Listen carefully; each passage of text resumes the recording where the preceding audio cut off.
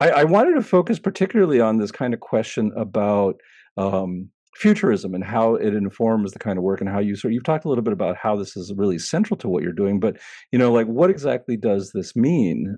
This concept, Latinx futurism in particular. I mean, a lot of people, I think, that.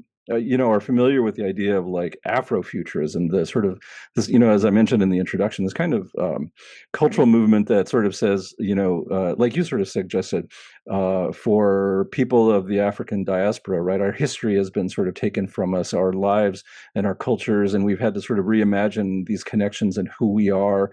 And then not just for ourselves, but thinking about like, well, what would it mean for the future for people like us to thrive and to survive? And particularly, I know that, in the movement of indigenous futurism, right, for Native people, there's a lot of this kind of imagining of like, what does the future look like in which we, Native people, are alive and that our ancestral practices matter to some kind of future. And so Latinx futurism is building, I think, a lot on these kinds of works about thinking about, like, as you were talking about, like our ancestral practices, like what does it mean for us to remember them now, but to think about them as being somehow important, instrumental, formative for a good kind of future. And that's something I wanted to bring up, right? Is I think the cultural theorist Curtis Maris makes a distinction between like futurisms and futurity, right? So futurism, there's a lot of futurism, like Elon Musk futurist, right? Trying to think about like how do we extend what we have now into the future in some kind of way, or how do we extend capitalism or a techno future, Mhm. something like that. But futurity, the way that Maris talks about it, is this idea of like how do we imagine a future different than the one that we have now in terms of it being more liberatory, more free Mhm. for people like us, Mhm. Mhm. Latinx people, right? And so I was wondering, like, how do you think about this idea of Latinx futurism, and how does it infuse the work of the Latinx Lab?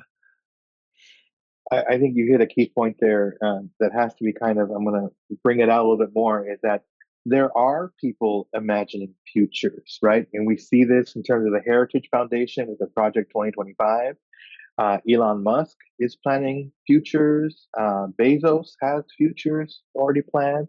I'm sure the Pentagon has futures planned. I mean, so this is why I tell students futurism isn't just, what we kind of glamorously look like at these pop culture references to futurism.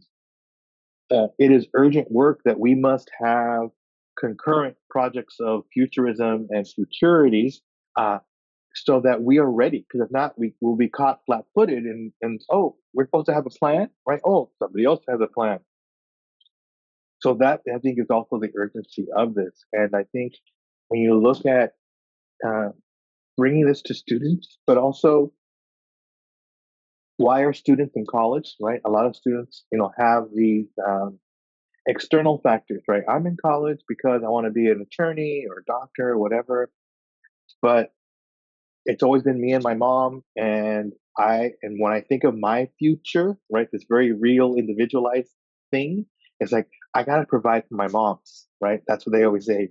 My mom's is gonna be there with me. And so it's like, oh, okay, so here we have, instead of, see, no one's doing the work to reconcile these futures, right? The larger project of futurism and futurity, and this individual student's individual idea of this is going to change my life in a way that I also want to take care of a parent. And so, how do we reconcile? How do we bring these futures together?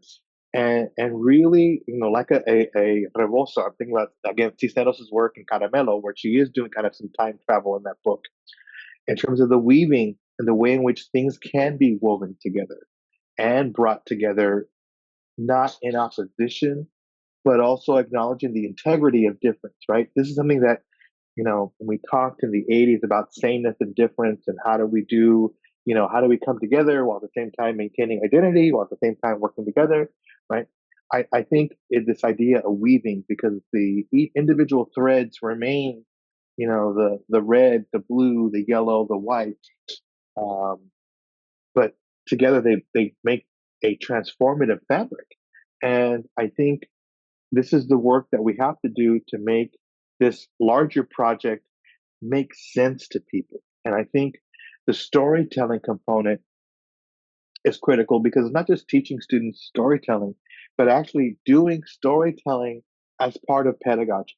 That is coming in and making the lectures familiar to the students in terms of, the pauses, jokes, the humor, um, bringing in the seriousness and the gravity of some of these stories. Because there's some stories where when that elder is telling that story, the whole room goes silent, right? It's just kind of like, oh, this is something serious. And I realized in the classroom, it's those moments where the student is absorbing what you've just said. And we've talked about that. And I think Spivak even talks about, silences in the classroom and how to understand that. And yeah, the silence in the classroom is also learning because the person is just kind of like, this moment that hit me is beyond my vocabulary and words right now. And now I need to figure out what words and vocabulary I can use to express what I just learned in the classroom right now. So that I think is was critical to the work I was doing. That stories had to come in. Stories had to um, be how students learn because they had to see this, right? I can't just say, "Oh, I'm going to teach you storytelling, and now you do it over there." But what is it when you create this space of storytelling amongst storytellers? Then that changes it because then the student realizes, oh, I am a peer and equal in this space because I too carry stories and I too can transmit stories. And many of them who are raising or helping to raise younger siblings or younger nieces and nephews realize, oh, I'm already storytelling, but I just never gave myself credit for being a storyteller. And so having them actualize and embrace that identity to say yes, because many of us have a gift, right? And many of us, people will sit and listen to us. That means you have a gift, right? Which kind of goes against the rational scientific university, right? In terms of this idea that some people have gifts, others, may not have this gift.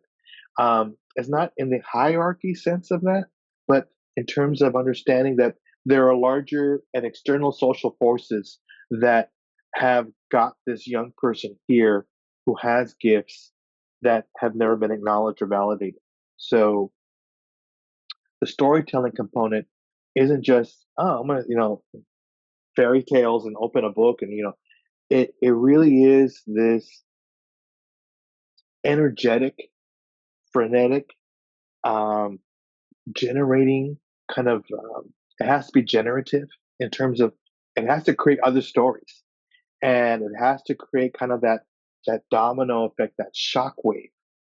And students, when they hear a story that they gravitate to, whether it's a written story or it's a poem or it's something I'm saying in the classroom, it has to create a story in that student. And that student is providing the elements of that story infused by, the other stories. And I think of the work of Renato Rosaldo when he talks about in Culture and Truth, being inspired by Faulkner, but also by the poetry of Montoya in terms of his favorite poem, El Louis, right, and how that ends up in Culture and Truth, and and it's like, oh, these other stories enabled Rosaldo's ethnographies, and that always stayed with me in terms of he's telling us this is the roadmap that we have to take in terms of we have to absorb stories, even if they're not our stories.